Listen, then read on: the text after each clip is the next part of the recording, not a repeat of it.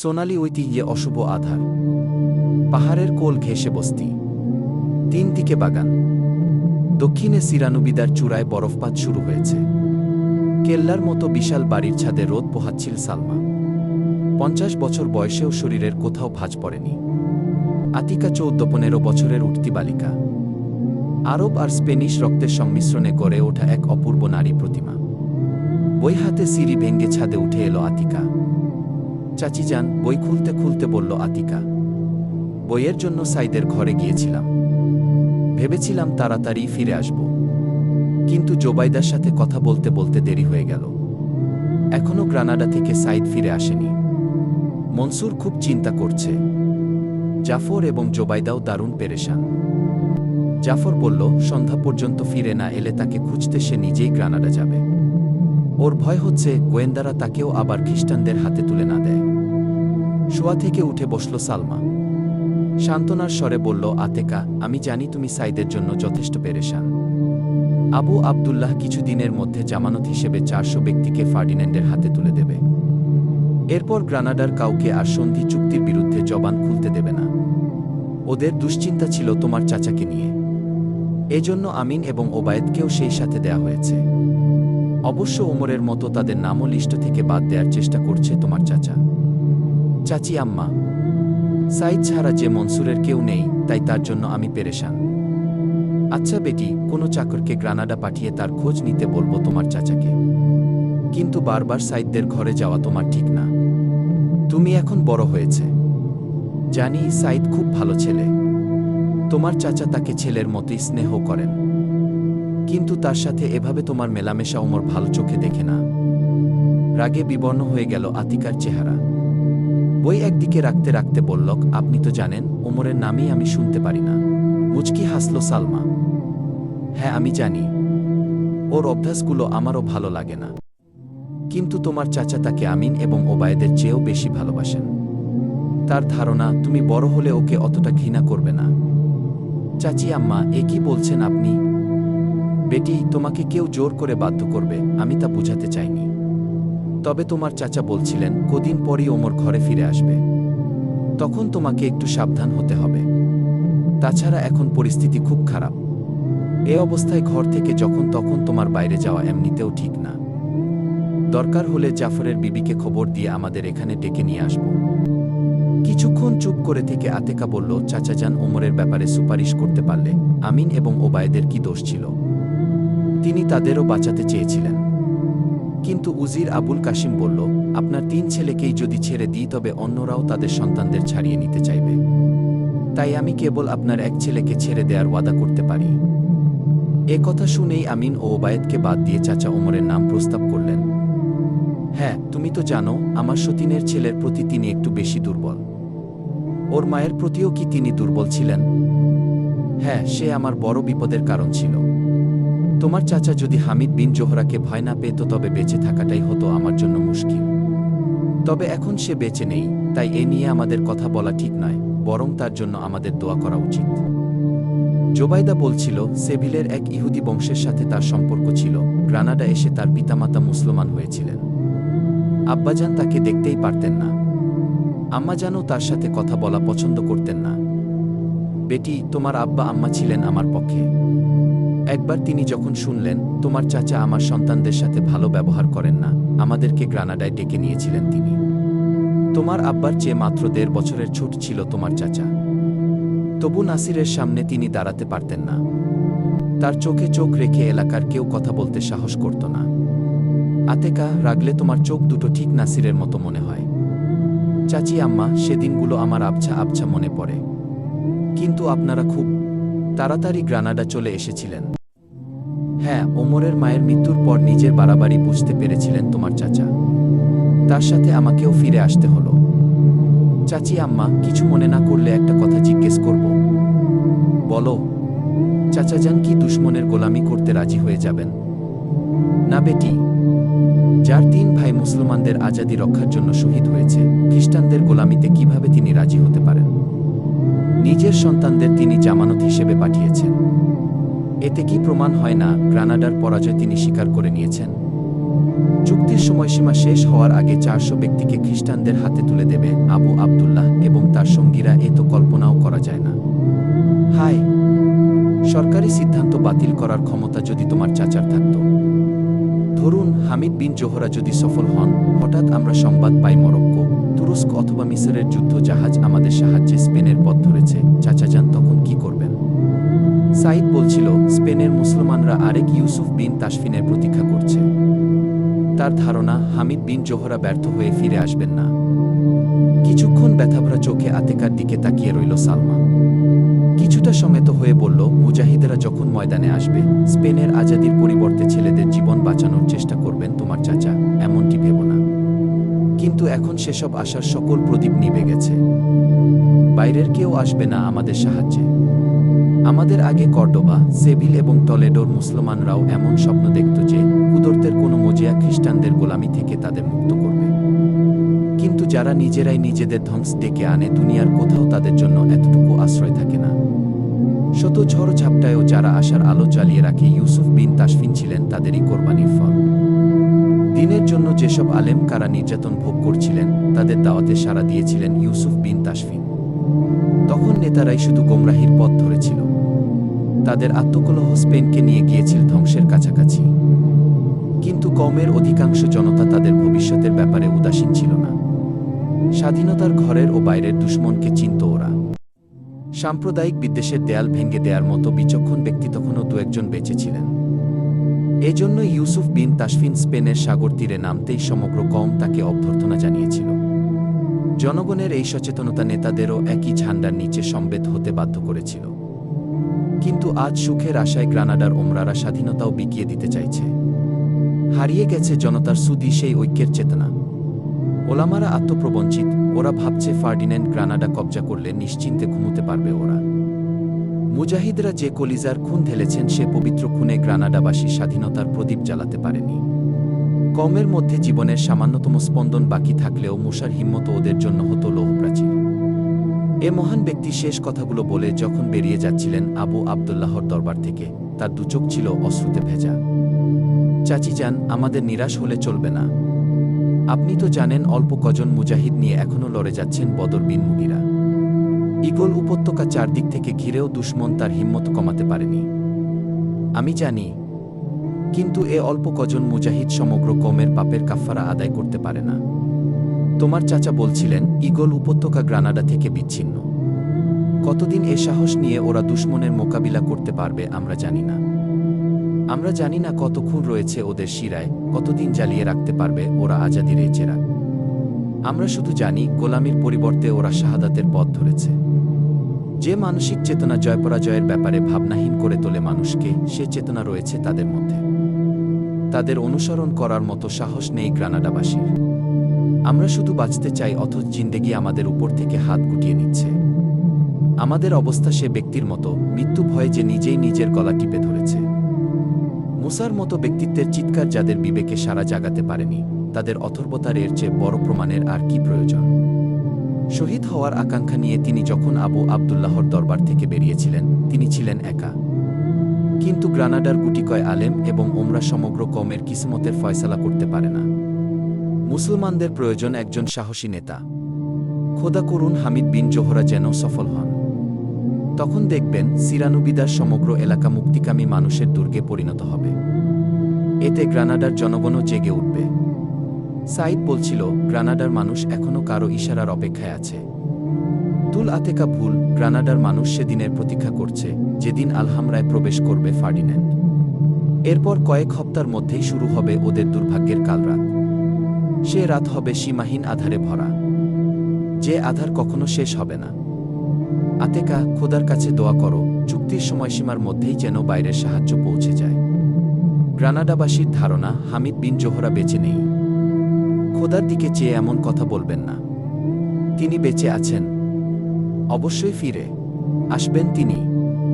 বেটি, কল্পনার প্রদীপ জ্বালাতে তোমায় আমি নিষেধ করব না। আমার চোখের সামনে আজ এমন অন্ধকার, কখনো তা আলোময় হবে এমন কল্পনাও করতে পারি না। চাচি যান, ফার্ডিন্যান্ডের গোলামি আমি সইতে পারব না। যখন বুঝব গোলামি ছাড়া কোনো উপায় নেই, এখানে থাকব না আমি। আলফাজরায় মামার কাছে চলে যাব।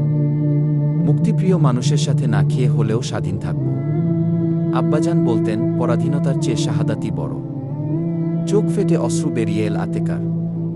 সে অশ্রু লুকানোর জন্য সহসা উঠে দাঁড়াল ও কয়েক পা এগিয়ে ছাদের কার্নিশ ধরে তাকিয়ে রইল দক্ষিণ পূর্বে সিরানুবিদার বরফ ঢাকা চূড়ার দিকে। সালমা উঠতে উঠতে বলল, আতেকা, ঘরে চলো, বাইরে শীত বাড়ছে। চাচি যান, আপনি যান, আমি এখনই আসছি। সিঁড়ির দিকে এগিয়ে গেল সালমা। কার্নিশে হেলান দিয়ে পশ্চিম দিকে তাকিয়ে রইল আতেকা। অতীতে হারিয়ে গেল ওর মন। সামনের অগভীর নহরে একদৃষ্টে তাকিয়ে রইল। পাহাড়ি ঢালুর মাঝ দিয়ে নিচের দিকে নেমে এসেছে এক নহর নদীর কিনার পর্যন্ত। বস্তির লোকদের যাওয়া আসার জন্য দুপাশে সংকীর্ণ পথ। কিন্তু ঘোড়সওয়ারদেরকে নহরের পার ঘেঁষে প্রায় আধ মাইল এগিয়ে যেখানে থেকে নহর শুরু হয়েছে সে পাহাড় হয়ে যেতে হয়। নহরের ওপারের এক বাড়িতে গিয়ে ঠেকল তার দৃষ্টি। বাড়িটা মুহাম্মদ বিন আব্দুর রহমানের। তার বিধবা স্ত্রী আমেনা আতেকার মায়ের প্রতিবেশী। গায়ের লোকেরা বলতো তার পিতা হামিদ বিন জোহরা একজন বিখ্যাত আলেম। আতেকার পিতার সাথে তার গভীর সম্পর্ক ছিল। আতেকা যখন পিতামাতার সাথে গ্রানাডায় ছিল, তাদের বাড়ি ছিল খুব কাছে।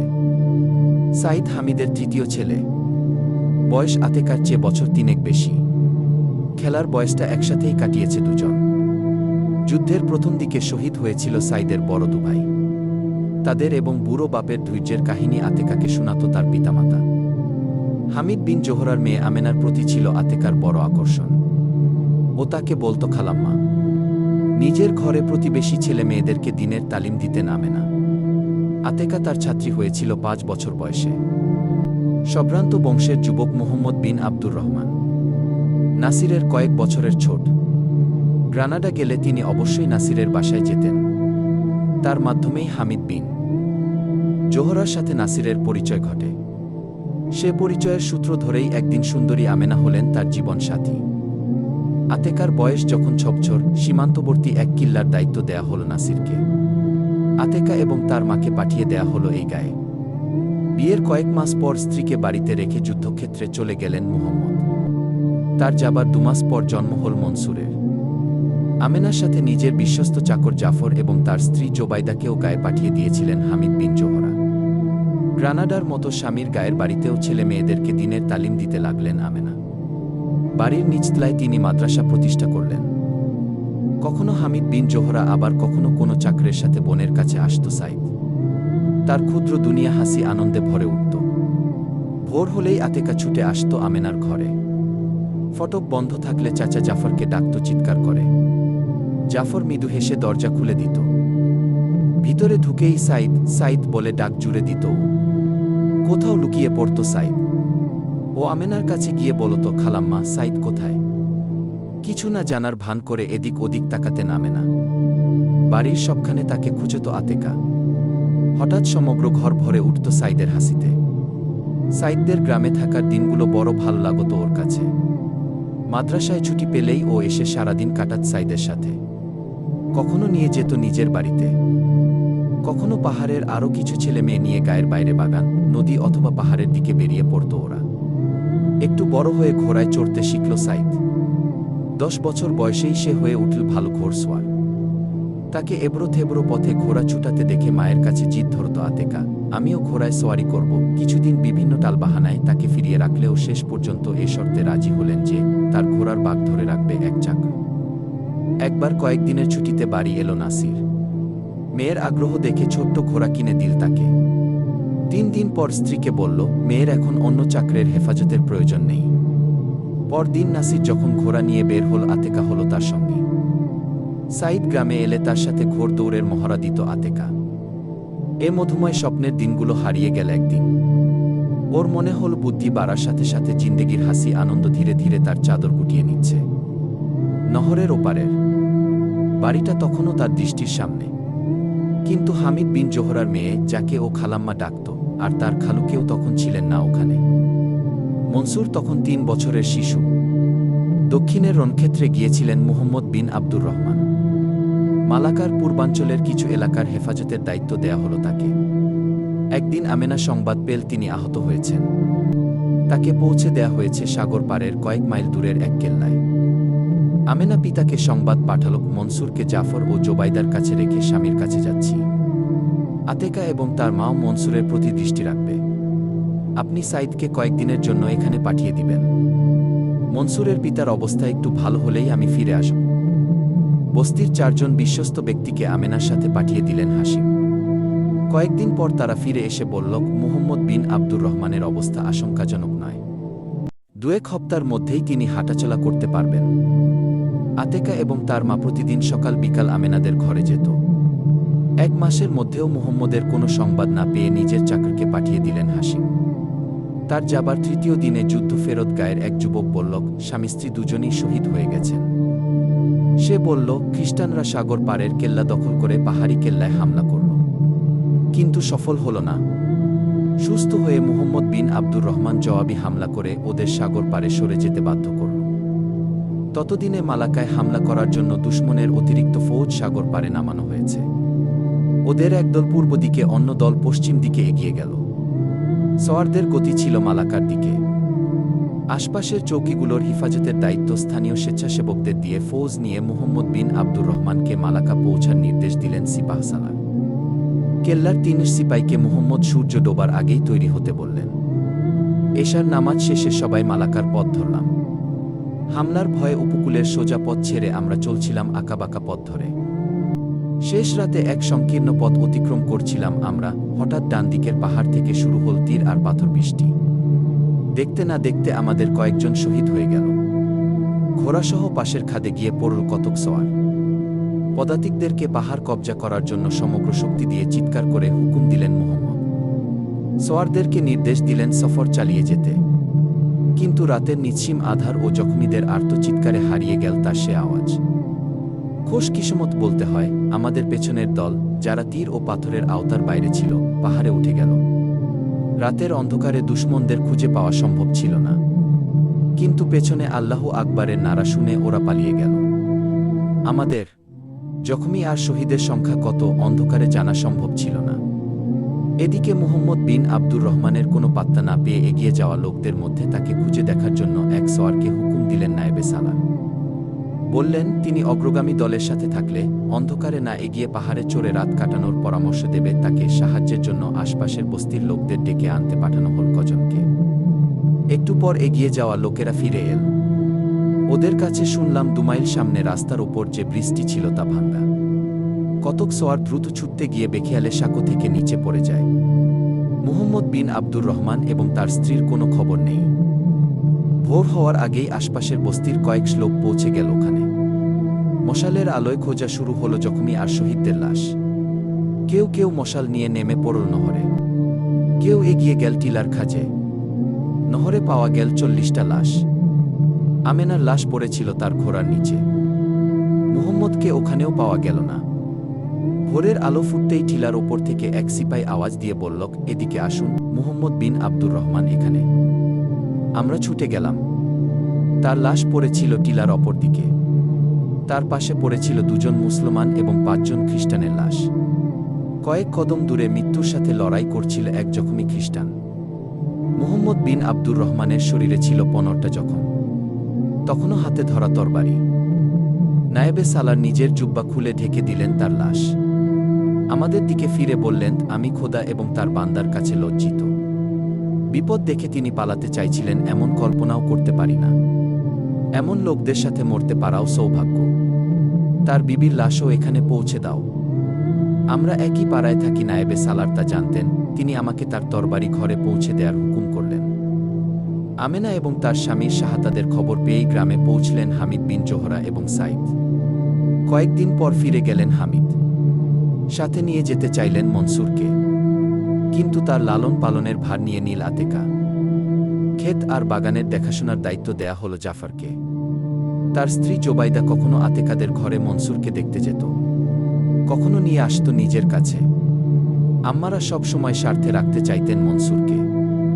জাফরকেও বলেছিলেন চাকরদের সাথে এসে থাকতে, কিন্তু তার জবাব ছিল, আমি কি মুনিবের বাড়ি বেয়াবাদ করব? আতেকা এবং তার মায়ের অনুরোধ সত্ত্বেও অল্প কদিনের বেশি এ ঘরে থাকেনি সাইদ। তবুও ভাগ্নেকে দেখতে দিনে 2-1 বার অবশ্যই আসত সে। ও ফিরে যাবার সময় তার সাথে যেতে জেদ ধরত মনসুর। আতেকা বলত, ছোট্ট ভাইয়া, আমার কাছে থাকবে না? না, আমি মামার সাথে যাব। তোমাকে গল্প শোনাবে কে? মামা শোনাবে। মনসুরকে কাঁধে বসিয়ে হাঁটা দিত সাইদ। কিন্তু ঘরে পৌঁছলেই আতেকার কথা মনে পড়ত মনসুরের। একটু পরই তাকে নিয়ে ফিরে আসত সাইদ। বলতো আতেকা, না ওকে। কি মনসুর, মামার সাথে ঝগড়া হয়েছে? হ্যান গোমরা মুখে জবাব দিত ও। মামা গল্প শুনাননি? আমার কাছে আমি গল্প শুনব না। আতেকার হৃদয়ে নকশা হয়ে আছে এসব দিনের কত ঘটনা। কিন্তু যুগের পরিবর্তনে সে হাসি আনন্দের মধুর জগৎ অশ্রুর সাগরে ডুবে গেছে।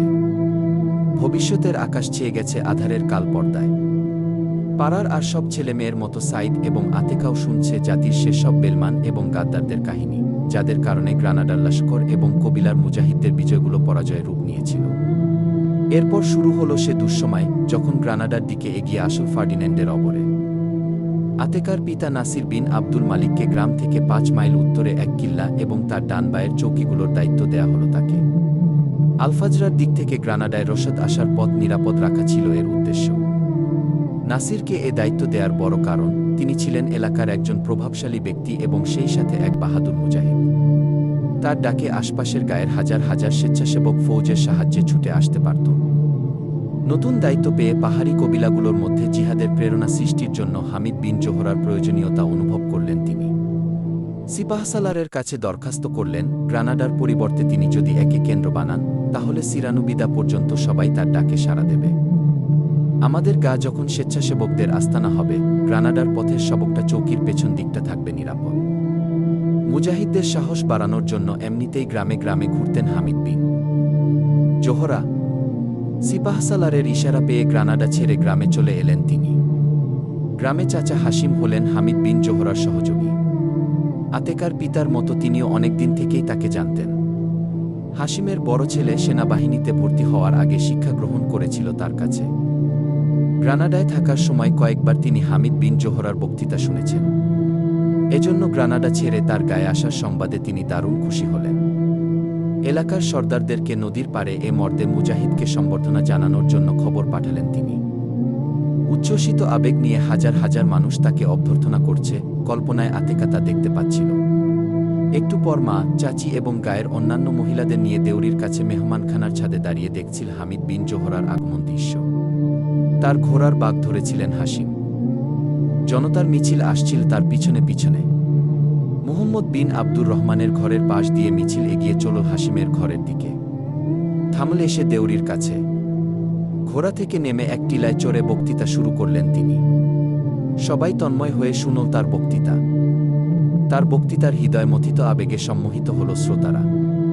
সকলেরই চোখ ফেটে বেরিয়ে এল অশ্রুর বন্যা। এখনও আতেকার মনে গেঁথে আছে তার শেষ কথাগুলো। তিনি বলছিলেন, প্রিয় ভাইয়েরা, কওমের জিন্দেগিতে এমনও সময় আসে অস্তিত্ব টিকিয়ে রাখার জন্যে যখন সবাইকে দুশমনের সামনে বুক পেতে দিতে হয়। নারী, শিশু, বৃদ্ধকে তরবারি ধরতে হয় যুবকদের মতো। গ্রানাডার আজাদির নিভু নিভু প্রদীপ আবার জ্বালানোর জন্য শুধু পুরুষের খুনই নয়, খুন ঢালতে হবে নারীদেরও।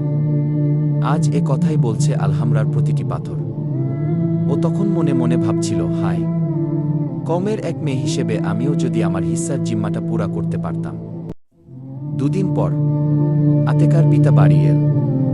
ও বললক, আব্বাজান, হামিদ বিন জোহরা বলছিলেন আজ কওমের সবার সামরিক ট্রেনিংয়ের প্রয়োজন।